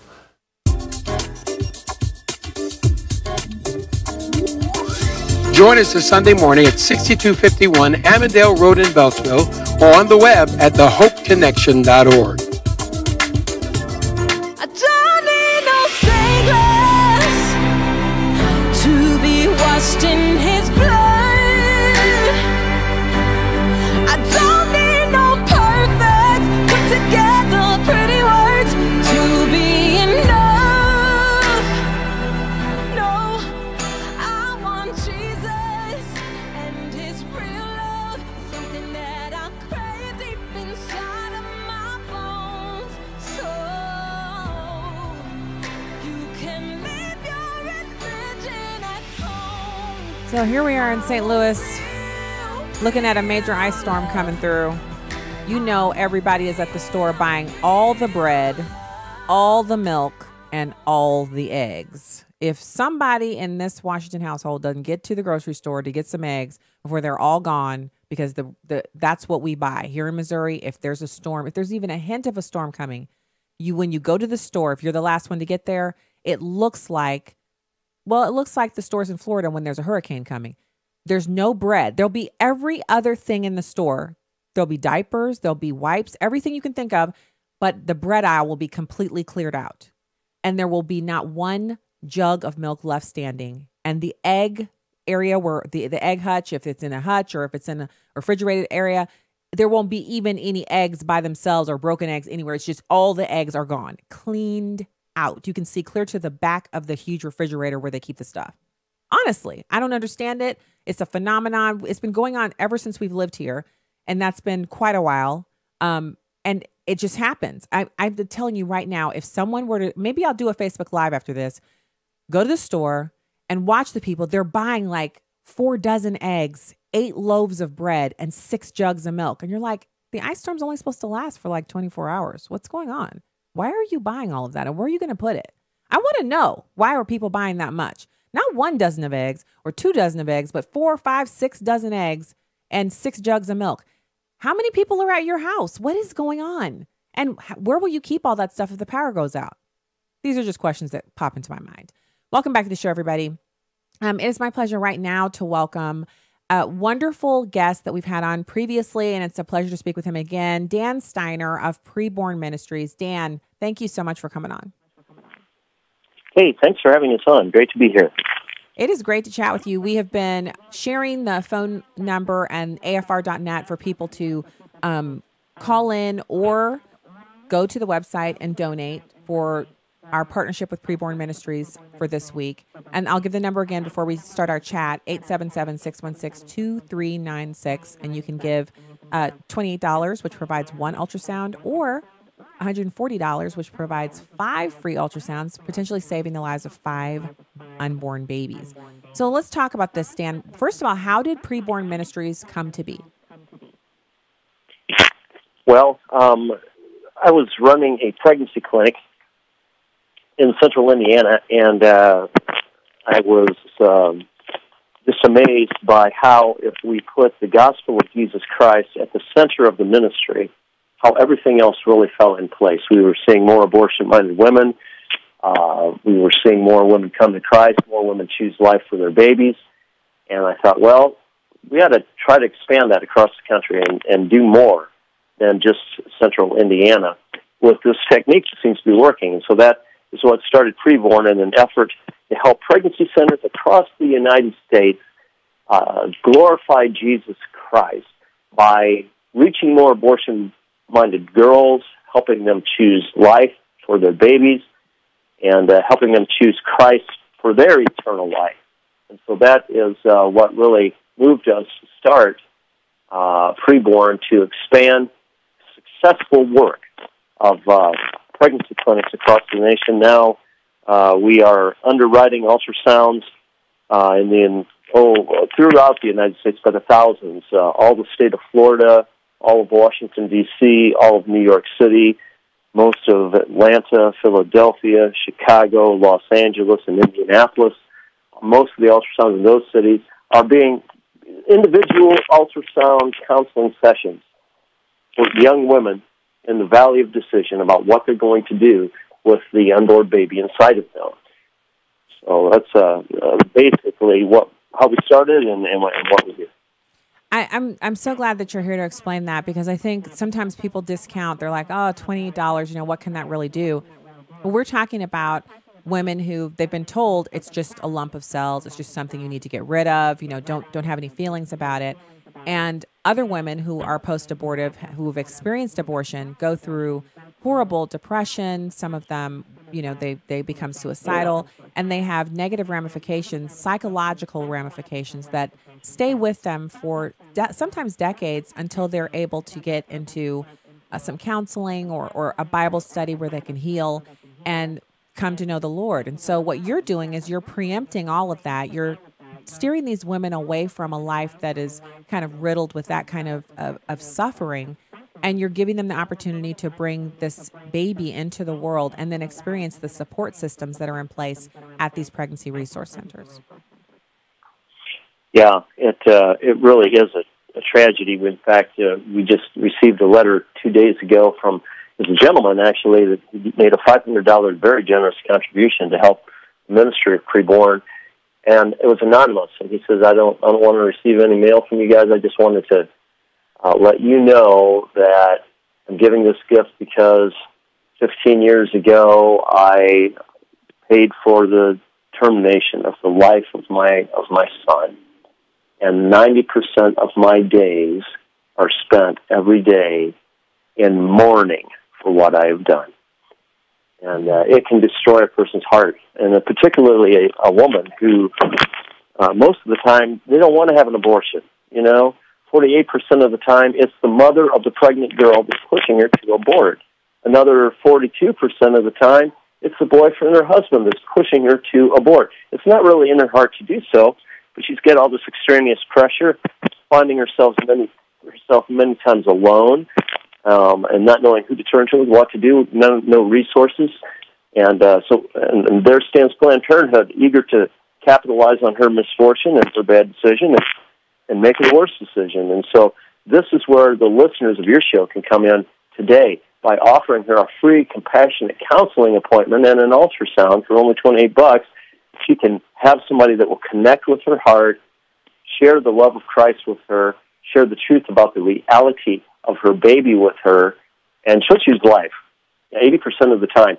In contradiction to all of those people that are pushing her to abort, she'll choose life most of the time if someone will just be there for her in and at her point of need. And so preborn markets throughout the United States on the Internet to reach young women in unplanned pregnancies in direct competition with the abortion industry, helping them choose life.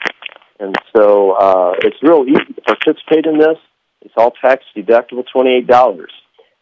Provides one ultrasound for a young woman in a high abortion city. $140 provides 5 ultrasounds. 100% of the donation goes to the centers we work with. We underwrite our own administrative expense. We don't use ultrasound sponsorship money to do that. And so I just would invite the listeners here, so glad to be on the program, to call 877-616-2396, 877-616-2396. Make your tax-deductible contribution, and you'll be glad in eternity that you did that, because I think the Lord's watching what each of us are doing about this issue that's going on today in our midst. They're aborting children right now as we're speaking. Absolutely. And we can do something. We can. And so just while Dan was speaking, I went on and I made my donation. I used AFR.net. It's so simple, so easy. I literally just took less than 60 seconds to make my donation online. And I encourage you to do the same. And I want to piggyback on what Dan just said about doing something for eternity. I sometimes will receive lots of Facebook messages over the years when I talk about the pro-life issue. People will say, what can I do? There's a Planned Parenthood in my area. I don't feel comfortable standing in front of it. I always tell them, pray, and then look up the Pregnancy Resource Center in your area. Well, this is one of those times where you don't even have to do that. You just pray. Please continue to pray for preborn ministries and everyone who's out there in the fight together, working in our own individual ways against Planned Parenthood and the culture of baby death. But this is a specific way that you can help, because $28 is skipping coffee for, a few days, but a week maybe, or, not going out to lunch a couple times this week. And now you've got $28 that you've given, that's given one ultrasound. And the ultrasounds make all the difference, because it's not just the sound of the heartbeat, it's seeing the baby on the screen. So I encourage you to give, head over there. You can type your information in, hit send. And as Dan says, tax deductible, 877-616-2396. You can do it the easy way, which is what I just did. I just went to AFR.net, typed my info in, did the thing. I'm done. And I'm really glad to be able to speak with you about this, Dan. Thank you for your time and for the work that you've been doing, saving the lives of so many babies. Boy, it's just been a joy to join you, Stacy. Thanks for being part of the solution here. Thank you. Thanks so much. Happy New Year and God bless. You too. All right, perfect. So we are really fortunate to have the ability to, partner up with an organization like Preborn. And so I just want to give you the number one more time, just in case you didn't hear it or you're just tuning in. It's 877-616-2396, or you can use the easy route, and that is afr.net. Just go over, click the buttons. It takes less than 60 seconds to give a donation of any amount.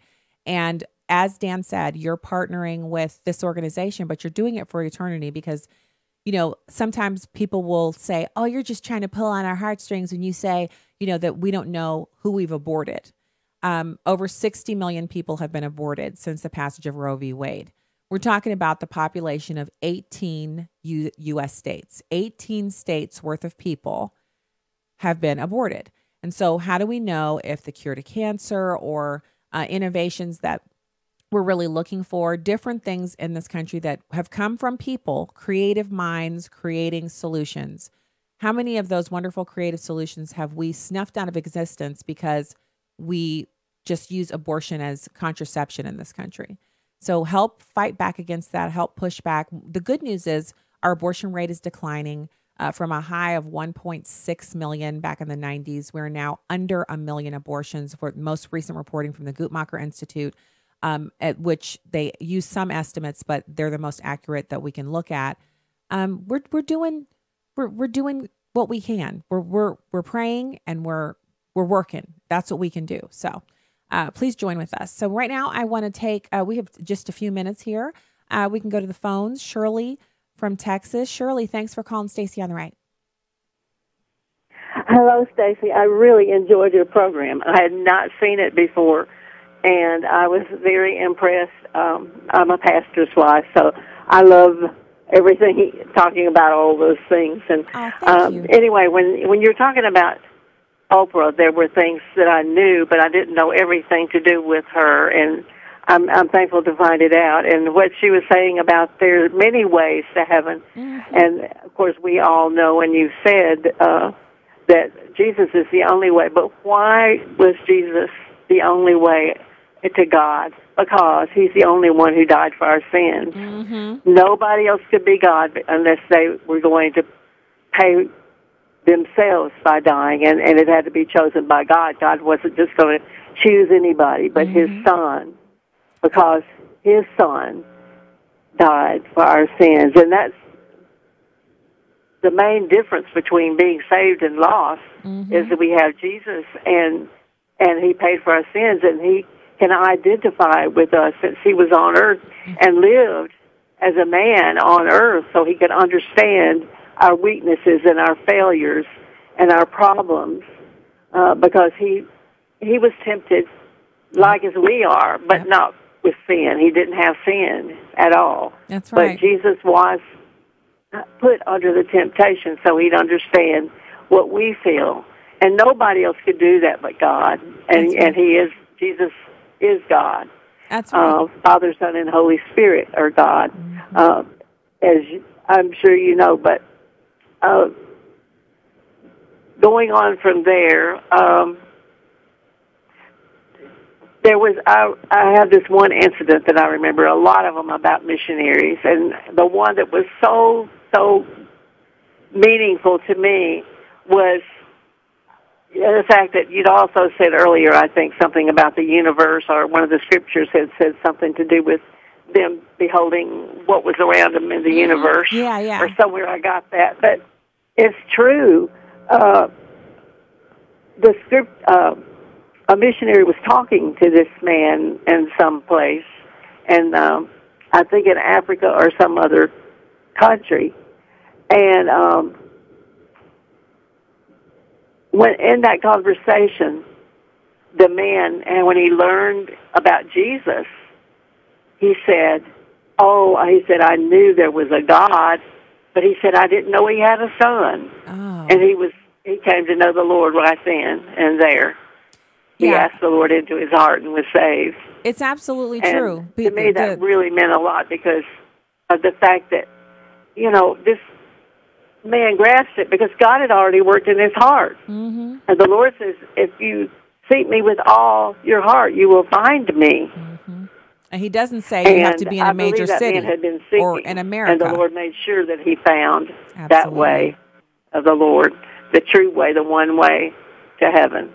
Amen. Thank you so much for that. And I have to there say, were just a lot of things.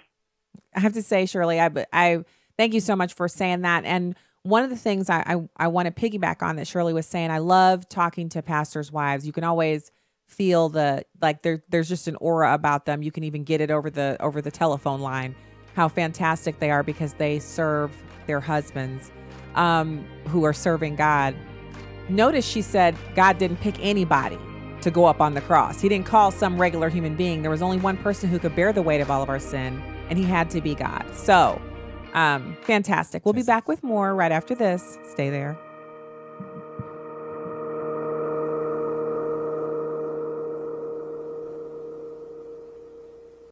Preborn is saving babies' lives through ultrasound. Well, my name is Dan Steiner, and I'm the president of Preborn. Ultrasound truly is a game changer. When a mom comes into a pregnancy center under pressure to abort her child, perhaps the dad's gone, perhaps her mother is pressuring her. Most of the time in her heart she doesn't want to abort, but what she needs is something that will give her the strength to choose life against the pressures that are forcing her to consider abortion. That's the ultrasound. 40% of the time, if you tried to talk her out of it without the ultrasound, you might be successful. However, if she hears her baby's heartbeat and sees that baby on ultrasound, everything's different. 80% of the time, she'll choose life. To donate, dial 877-616-2396. That's 877-616-2396. Or donate securely at afr.net. Family is an institution set forth by God, one man and one woman for life, with the outflow being children produced by that union. It's obvious to all that there is an attack on the family in our country, and especially on fathers.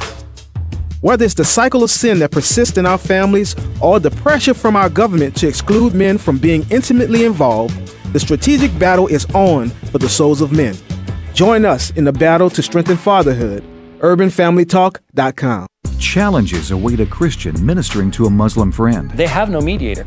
You still got a holy God, you still got a broken law, and you've got the reality of hell described in even more vivid colors than anything we find in the Bible. Dr. James White, director of Alpha and Omega Ministries, helps bridge the misunderstanding and lack of communication between Christianity and Islam. Look for the AFA Cultural Institute DVD, Reaching Muslims with the Gospel by Dr. James White, when you visit afastore.net. This week during our family worship time together, when we turned to the scripture, I was sharing with my family, and we were discussing the scripture that says, do not be conformed to this world, but be transformed. And I was explaining the whole caterpillar to cocoon to butterfly process. My son said, he's 6 years old, Daddy, I get it. We're like the caterpillars. God provides the cocoon, and God's desire all along is, even though we're in caterpillar form, is for us to become butterflies. And then look what he said. But you know when we get into trouble, Daddy?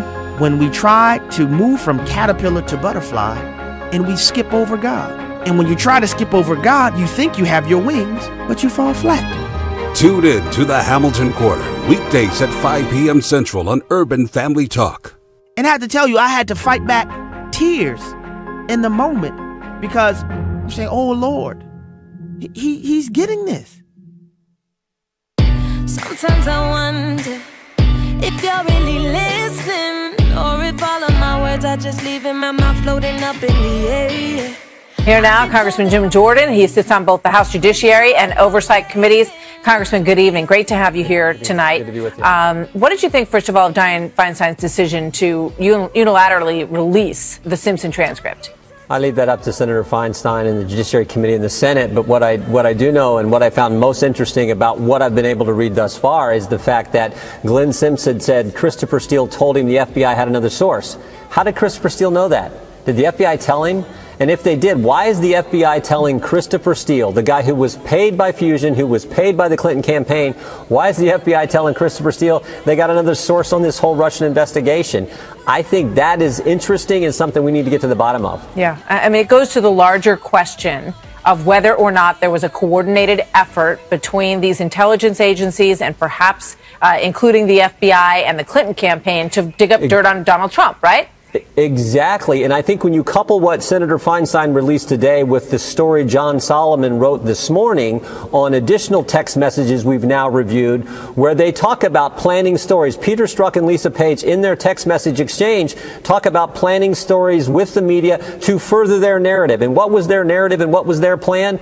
It was the insurance policy that was designed to make sure that we can't take the risk the American people are going to elect Donald Trump president. So now this all fits together. So that's what I found most interesting today, is those text messages that John Solomon wrote about, along with what Senator Feinstein released, and how it fits this idea that the FBI was actively planning and orchestrating in a systematic way this idea we're going to generate stories that further our narrative and the plan we have. Yeah. Oh my goodness. Representative Jim Jordan, when he comes on, he brings the fire. Come on, y'all. Welcome back to the show. 866-963-2037. I actually had couple text messages over the break there, and I had to text back. Oh my goodness, where can I get some eggs? We have bread and we have milk, but we just happen to be out of eggs. And y'all, I'm pondering, like, what do I need to do? Because yes, there's delivery services, but I need some eggs up in here. Like, if people get iced in and there's no school tomorrow, what are we going to do? These are the kind of problems that can definitely plague a person and be of a very serious nature. Live radio. I also have a couple local radio hits here in St. Louis. If you're a St. Louis listener, check your listings. I'll be on a couple of different channels this afternoon discussing a few of the issues that we went over on the show. Obviously, the revelations about Governor Greitens, and a new TV project that we're doing that isn't radio related, a St. Louis based TV project that we're going to be working on. So you'll have to check your listings if you want to, or follow my Facebook page, and you'll see where you can tune in about that. So we're listening to Representative Jim Jordan talking about this fusion testimony that suggests the FBI was helping to plant stories against Trump. And it's just so wrong. I don't understand how people can't just be disgusted by it, no matter what your party is. So he goes on to talk about the newly released Fusion GPS information in number 5. It's remarkable. We reported on those text messages last night. We can put them up on the screen so people can see them at home. Lisa Page says the article is out, but hidden behind the paywall. Can't read it. And Peter Strzok goes on to say, boy, that was fast. Wall Street Journal, boy, that was fast. Should I find it? In quotes, as if to suggest that he already knows where it is, and tell the team. With regard to the other revelations here, that someone died as a result of the exposure of this dossier, and that perhaps sources were uncovered, and that someone got angry about that, and perhaps someone was killed as a result. What do you make of that information, Congressman? I don't know and if that happened, of course, that's terrible, and I hope it didn't. But what I do know is on January 6th, the intelligence community went to Trump Tower and briefed President-elect Trump on the dossier. If you remember, Clapper told James Comey to stay around after the briefing and further brief the president on the dossier. Shortly thereafter, it was leaked to the press, and CNN talked about it, and BuzzFeed printed the entire dossier. I think what happened in that meeting was, when the FBI director briefs the president-elect, it gives the dossier legitimacy, and someone leaked out the fact that, the FBI director thought it was important enough to tell the president-elect. Then it's out there. So we hope this didn't happen. But if it did, it seems to me it was because the, then Obama administration briefs the president, and somebody leaks it to BuzzFeed and to CNN. Wow. So no speculation on my part. I'm not even going to bother speculating. I'll just say it is fascinating, the things that are coming out. Scratch a scandal, find a Democrat. There it is. I said it for the first time in 2018. Notice how no one is mentioning any malfeasance or wrongdoing on the part of President Trump. Someone made note earlier this morning on radio of how the president has gone so far as to say there was no collusion by me with the Russians, and he said it 8 times in succession. Not only are we sure he hasn't colluded, but now we're becoming much more clear on how this fake dossier paid for by partisan hacks on the Clinton campaign was actually utilized to surveil Donald Trump and his associates. And that surveillance may now be found to have been illegally gotten. Fruit of the poisonous tree, if that's still a thing. And that's pretty amazing. Pretty stunning revelations here. So, you know, what can we do? I guess we just have to keep watching and listening and paying attention to what's there. I want to go back to the shadow banning thing. And the reason this Twitter shadow banning thing is so important is because I won't say a lot. I'd say almost 100% of major news media outlets monitor Twitter, and they refer to it. They take tweets that they find salient and relevant, and they use them in their news reporting. And news breaks on Twitter first. Things actually unfold on Twitter before they hit Drudge, before they hit other national media outlets.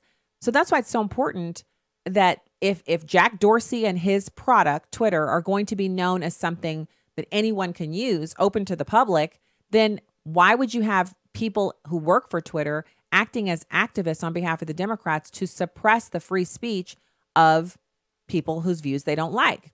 Now, you might say, oh, well, you know, it's a private entity. Of course it is. It's a private entity. But the service they're providing, free of charge, mind you, but advertising paid, that if they're offering it to everyone, then why wouldn't everyone be given the same equal treatment? Imagine if it were something run by the Republicans or by conservatives and they were actively suppressing the speech of leftists. They'd find some way to make that an actionable item and get it before the Ninth Circuit and shut it down. You know they would, because the Ninth Circuit would probably rule on whether or not I'm allowed to say stuff at my house if they thought it had anything to do with the presidency. That's how rogue and out of control they are. So here are the details on this Project Veritas report. You've got Stephen Pierre, who's a Twitter engineer, explaining shadow banning, saying it's going to ban a way of talking. Former Twitter software engineer Abhinav Vajravu on shadow banning. He says they just think that no one is engaging with their content when in reality, no one's seeing it. I know I've been shadow banned. I might as well change my name on Twitter to shadow banned. Former Twitter content review agent Mo Norai explains the banning process. If it was a pro-Trump thing and I'm anti-Trump, I banned his whole account. It's at your discretion. When asked if banning process was an unwritten rule, Norai adds, a lot of unwritten rules. It was never written. It was more said, something that people said. Olinda Hassan, which is a policy manager for Twitter Trust and Safety, explains, we're trying to downrank blank people to not show up. We're working on that right now. So in other words, instead of shadow banning you, they'll downrank you in the algorithm behind the scenes, the stuff you can't see. And then you'll be tweeting and doing whatever, and you just don't show up at all. You're just invisible. Shadow banning to be used to stealthily target political views. Former Twitter engineer says, well, that's a thing. Censorship of certain political viewpoints to be automated via machine learning, according to a Twitter software engineer. So machine learning is obviously where you have the machine itself, the computers, the algorithms, do it for you. So you don't have to spend so many man hours working on it. Parnay Singh, a Twitter direct messaging engineer on machine learning algorithms, he said, you have like 5,000 keywords to describe a redneck. The majority of those keywords are for Republicans. Let me give that to you one more time. Parnay Singh, who's a Twitter direct messaging engineer, was discussing the machine learning algorithms. These are the little bots and crawlers and whatnot that are inside the code. And they're constantly crawling around looking for certain instances so they can perform certain functions. And those functions and instances the parameters are delineated by the programmer, the person like Parnay Singh. He says you have like 5,000 keywords that are associated with the description of a redneck. And the majority of those are also synonymous with Republicans. Now, I find that kind of insulting because I'm obviously a black person, but I'm also a Republican. And so these keywords are associated with me, which is why I get almost zero traction on Twitter. It's ridiculous. So the latest undercover Project Veritas video investigation, current and former Twitter employees are on camera explaining steps the social media giant is taking to censor political content that they don't like. This video release follows the first undercover Twitter expose Project Veritas released on January 10th, which showed Twitter senior network security engineer Clay Hines saying that Twitter is more than happy to help the Department of Justice with their little President Donald Trump investigation. Twitter responded to the video with a statement shortly after that release, stating that the individual depicted in this video is speaking in a personal capacity and does not represent of speak for Twitter.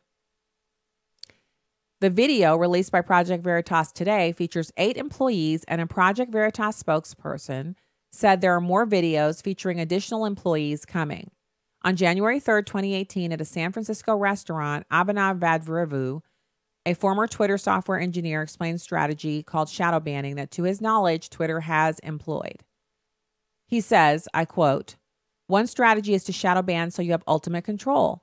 The idea of a shadow ban is that you can ban someone, but they don't know they've been banned because they keep posting and no one ever sees their content. So they just think no one's engaging with their content when in reality no one's seeing it. Every single conversation is going to be rated by a machine, and the machine is going to say whether or not it's a positive thing or a negative thing. And whether it's positive or negative doesn't, and that part's inaudible. It's more like somebody being aggressive or not, right? Somebody's just cursing at somebody, whatever. They may have a point, but it will just vanish. It's not going to ban the mindset, but it's going to ban a way of talking. So this is the automated censorship and banning that Steven Pierre says, he's a Twitter software engineer, that he says they're in the process of working right now. So you might say, well, that's fantastic. Look, it's people who are cursing on Twitter. Who wants to read that? But what about people who aren't cursing? They're just posting things that you don't love, posting and doing things you don't like. So when he was talking with the former Twitter content review agent Mo Narai on May 16th of 2017, he learned that in the past, Twitter would manually ban or censor pro-Trump or conservative content. And he said it's at the discretion of your viewpoint. When asked to clarify if that process was automated, Narai confirmed that it was not. Yeah, if he said this pro-Trump and I don't want it because it offends me, this and that, and I say ban this whole thing, it goes over there and they're like, oh, you know what? I don't like it too. You know what? Mo's right. Let's go. Let's carry on. What next? And so they would kind of get together in little groups at Twitter and decide, I don't like this content. I don't like this person. Let's ban that. And then let's see what else they're doing that we can ban. So, they're in their estimation, Twitter's about 90% anti-Trump, maybe 99% anti-Trump. And being that we're in San Francisco, we're in California, very liberal, very blue state, you had to be. I mean, as a company, you can't really say it because it would make you look bad. But behind closed doors, there are a lot of rules. So you look for words like Trump or America, 5,000 keywords to describe a redneck. Then you look and parse all the messages, all the pictures, and you look for stuff that matches that stuff. The majority of the algorithms are targeted against conservative users of Twitter. So Project Veritas founder James O'Keefe says, what kind of world do we live in where computer engineers are the gatekeepers of the way people talk? This investigation brings forth information of profound public importance that educates people about how free they really are to express their views online. So obviously you can go to gab.ai, gab.ai. That's an alternative to Twitter, started by a conservative that people can go on there and get an account and you can tweet. It's identical to Twitter, only it's not run by Jack Dorsey.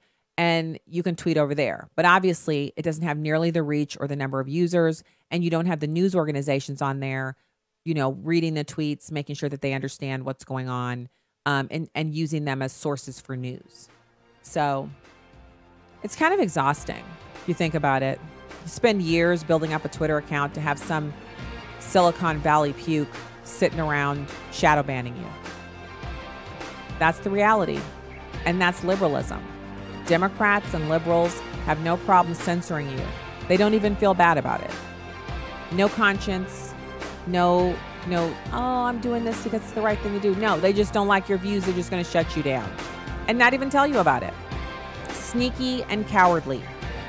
Anyway, that's the show for today. We'll be back with more Stacy on the Right and good guests and good talk tomorrow. God bless you. Have a great night.